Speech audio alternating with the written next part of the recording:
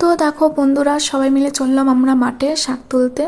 আর দেখো আমার কিউট পাপ্পাকে কেমন লাগছে অবশ্যই তোমরা বলো। আর এখানে আমি আমার বৌদিকে বলছিলাম যে বৌদি দেখো তো আমাদের দুজনকে একসঙ্গে দেখা যাচ্ছে কি না। বৌদি বললো হ্যাঁ দেখা যাচ্ছে, দাও ফোনটা আমাকে, আমি তোমাদের ভালোভাবে একটু দেখাই।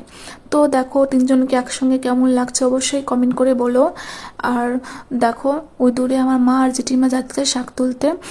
আমার কারণেই যাচ্ছে, কারণ কালকে আমি উড়িষ্যাতে চলে যাব, তাই আজকে বিকেলে সবাই মিলে এলাম শাক তুলতে। একটু পরেই মানে কিছুক্ষণ পরে চলে যাবো আমার শ্বশুরবাড়িতে, শ্বশুরবাড়ি থেকে বেরিয়ে পড়বো আমরা উড়িষ্যাতে। আর উড়িষ্যাতে কিছু কিছু শাক পাওয়া যায় না, যেমন লাউ শাকটা পাওয়া যায় না, মটর শাকটা পাওয়া যায় না। তো এখান থেকে আমি লাউ শাক মটর শাক তো নেবো, তার সাথে নেবো আমাদের জমির থেকে একদম পিওর খাঁটি একদম দেশি মেথি শাক। উড়িষ্যাতে মেথি শাক পাওয়া যায়, কিন্তু উড়িষ্যার মানে কি বলে মেথি মানে দেশি মেথি শাকটা পাওয়া যায় না। আমাদের জমির থেকে একদম মানে পিওর মানে দেশি মেথি শাকটা নেবো। আর নেবো হচ্ছে দেশি পালং শাক, তার সাথে নেবো কিছুটা পরিমাণ হচ্ছে বেতো শাক। এগুলো নিয়েই কালকে চলে যাবো উড়িষ্যাতে।